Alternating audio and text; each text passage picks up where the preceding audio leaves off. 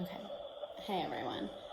If you're watching this, then hopefully you've already listened to the first 18 pages that I read yesterday of the book Wonder. Today I'm going to read pages 19 to 40. Just a little recap. If you did not go ahead and watch the first one, obviously I'd probably suggest doing that since I'm going to just start from where we last left off. But again, this is an assignment for my students and hopefully to go ahead and start some much needed conversations within our school systems on just accepting others and being kind to others. This is the book Wonder, and we left off where August and his parents are taking the tour of the school that he will be now attending. Jack, Will, Julian, and Charlotte. We followed Mr. Tushman into a small room across from Mrs. Garcia's desk. He was talking as he closed the door to his office and sat down behind his big desk. Though I wasn't really paying much attention to what he was saying, I was looking around at all the things on his desk. Cool stuff, like a globe that floated in the air and a Rubik's Cube made with little mirrors. I liked his office a lot. I liked that there were all these neat little drawings and paintings by students on the walls, framed like they were important. Mom sat down in a chair in front of Mr. Tushman's desk, and even though he was there was another chair right next to hers, I decided to stand beside her. "Why do you have your own room and Mrs. G doesn't?" I said. "You mean, why do I have an office?" asked Mr. Tushman. "You said she runs the place," I said. "Oh, well, I was kind of kidding. Mrs. G is my assistant. Mr. Tushman is the director of the middle school," Mom explained. "Do they call you Mr. T?" I asked, which made him smile. "Do you know who Mr. T is?" he answered. "I pity the fool," he said in a funny, tough voice, like he was intimidating someone. I had no idea what he was talking about. "Anyway, no," said Mr. Tushman, shaking his head. "No one calls me Mr. T, though I have a feeling I'm called a lot of other. Franklin, sorry. I don't know about. Let's face it, a name like mine is not so easy to live with, you know what I mean?" Here I have to admit, I totally laughed because I knew exactly what he meant. "My mom and dad had a teacher called Miss Butt," I said. "Augie," said Mom, but Mr. Tushman laughed. "Now that's bad," said Mr. Tushman, shaking his head. "I guess I shouldn't complain. Hey, so listen, August, here's what I thought we would do today." "Is that a pumpkin?" I said, pointing to a framed painting behind Mr. Tushman's desk. "Augie, sweetie, don't interrupt," said Mom. "You like it?" said Mr. Tushman. Turning around and looking at the painting, "I do too. And I thought it was a pumpkin too, until the student who gave it to me explained that it is actually not a pumpkin. It is. Are you ready for this? A portrait of me. Now, August, I ask you, do I really look that much like a pumpkin?" "No," I answered, though I was thinking, yes, something the way his cheeks puffed out when he smiled made him look like a jack-o'-lantern. Just as I thought, it occurred to me how funny that was. "Cheeks, Mr. Tushman." And I started laughing a little. I shook my head and covered my mouth with my hand. Mr. Tushman smiled like he could read my mind. I was about to say something, but then all of a sudden I heard other voices outside the office. Kids' voices. I'm not exaggerating when I say this, but my heart literally started beating like I'd just run the longest race in the world. The laughter I had inside just poured out of me. The thing is, when I was little, I never minded meeting new kids because all the other kids I met were really little too. What's cool about really little kids is that they don't say stuff to try to hurt your feelings. Even though sometimes they do say stuff that hurts your feelings, but they don't actually know what they're saying. Big kids, though, they know what they're saying, and that is definitely not fun for me. One of the reasons I grew my hair long last year was that I like how my bangs cover my eyes. It helps me block out the things I don't want to see. Mrs. Garcia knocked on the door and poked her head inside. "They're here, Mr. Tushman," she said. "Who's here?" I said. "Thanks," said Mr. Tushman to Mrs. Garcia. "August, I thought it would be a good idea." I'm so sorry.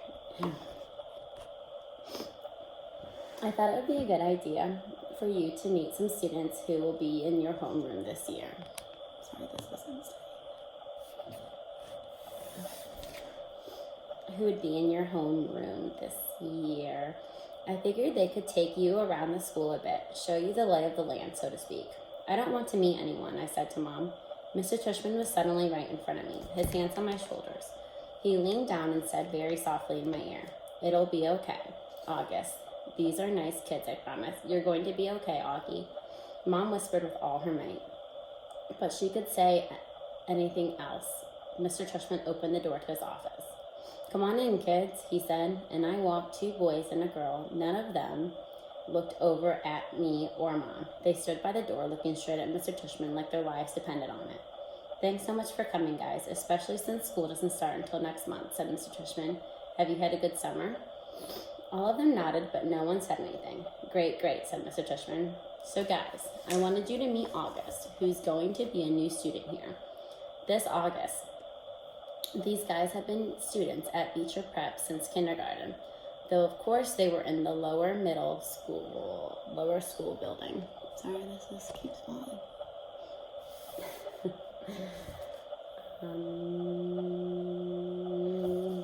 And since you're all in the same homeroom, I thought it would be nice to get to know each other a little before school started, okay?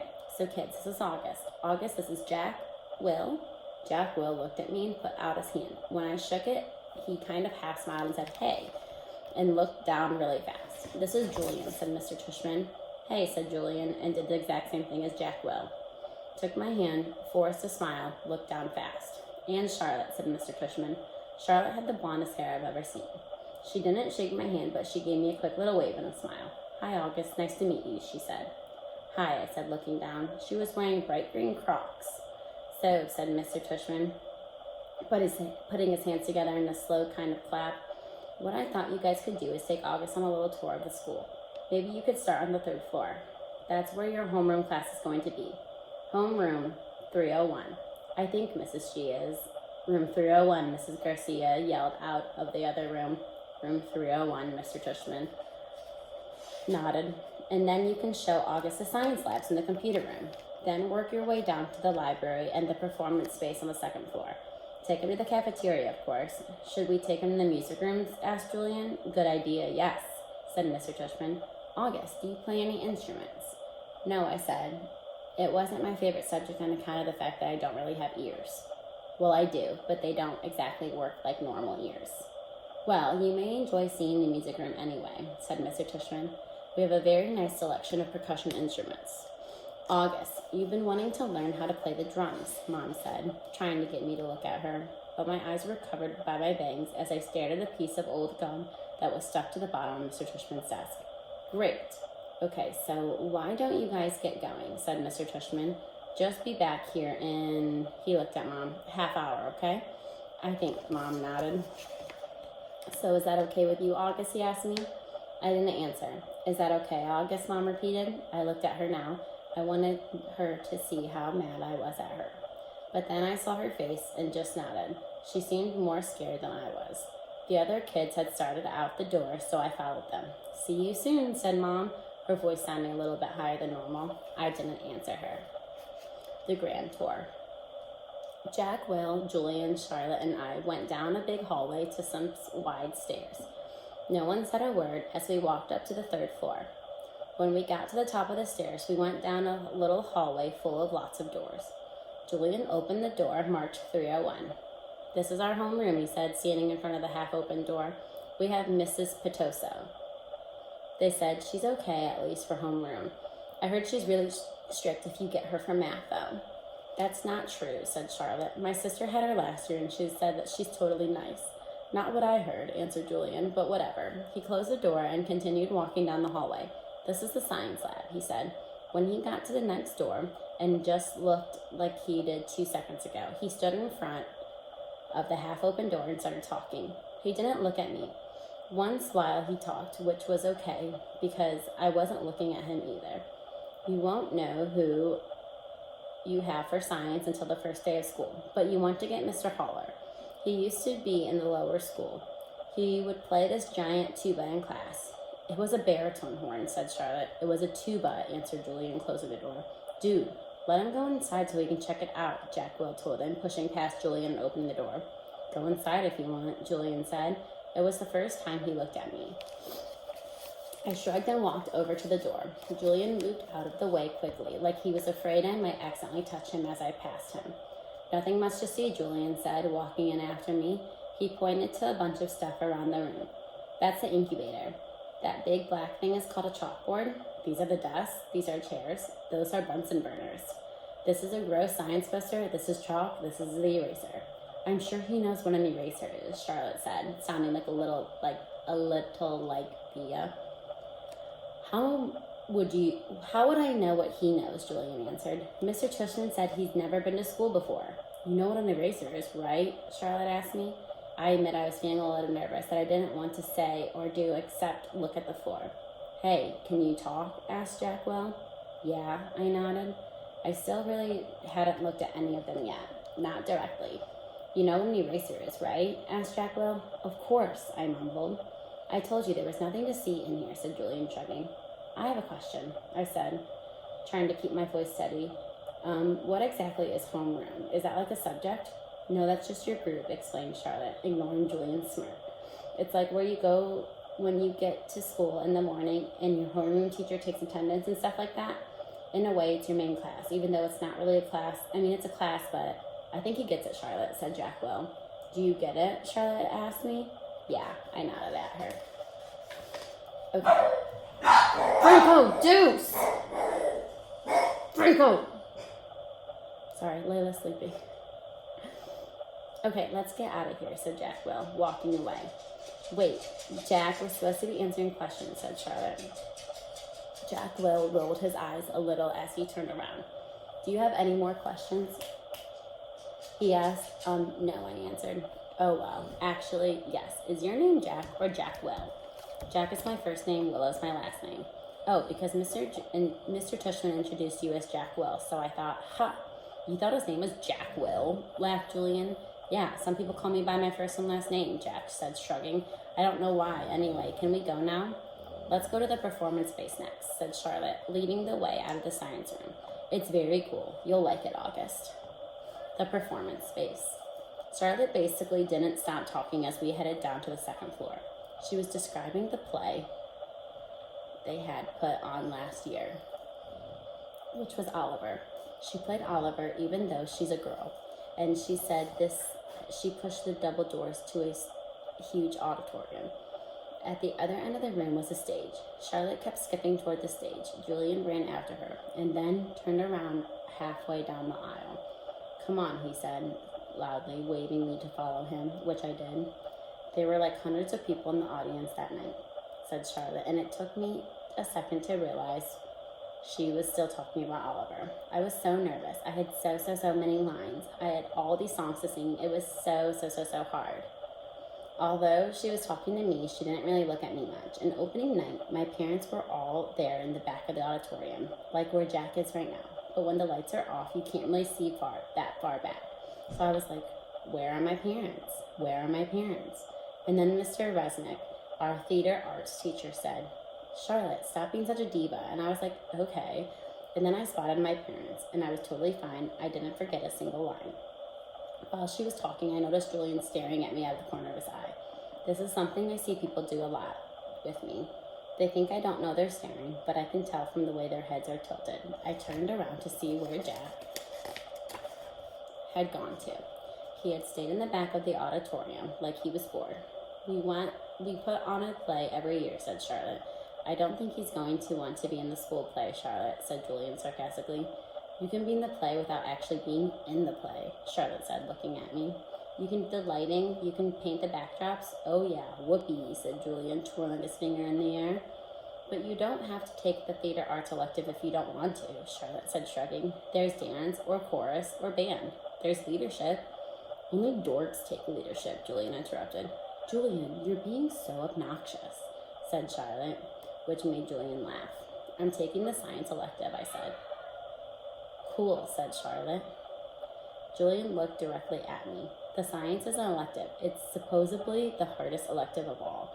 No offense, but if you've never ever been to school before, why do you think you're suddenly going to be smart enough to take the science elective? I mean, have you ever even studied science before? Like real science? Not like the kind you do in kits? Yeah, I nodded. He was homeschooled, Julian, said Charlotte. So teachers came to his house? Asked Julian, looking puzzled. No, his mother taught him, answered Charlotte. Is she a teacher? Julian said. Is your mother a teacher? Charlotte asked. No, I said. She's not a real teacher, said Julian, as if that proved his point. That's what I mean. How can someone who's not a real teacher actually teach you science? I'm sure you'll do fine, said Charlotte, looking at me. Let's just go to the library now, Jack called out, sounding really bored. Why is your hair so long? Julian said to me. He sounded like he was annoyed. I didn't know what to say, so I just shrugged. Can I ask you a question, he said. I shrugged again. Didn't he just ask me a question? What's the deal with your face? I mean, were you in a fire or something? Julian, that's so rude, said Charlotte. I'm not being rude, said Julian. I'm just asking a question. Mr. Tushman said we could ask questions if we wanted to. Not rude questions like that, said Charlotte. Besides, he was born like that. That's what Mr. Tushman said. You just weren't listening. I was so listening, said Julian. I just thought maybe he was in a fire, too. Geez, Julian, said Jack. Just shut up. You shut up, Julian yelled. Come on, August, said Jack. Let's just go to the library already. I walked toward Jack and followed him out of the auditorium. He held the double doors open for me as I passed by. He looked at me right in the face, kind of daring me to look back at him, which I did. Then I actually smiled. I don't know, sometimes when I have the feeling like I'm almost going to cry, it can turn into an almost laughing feeling.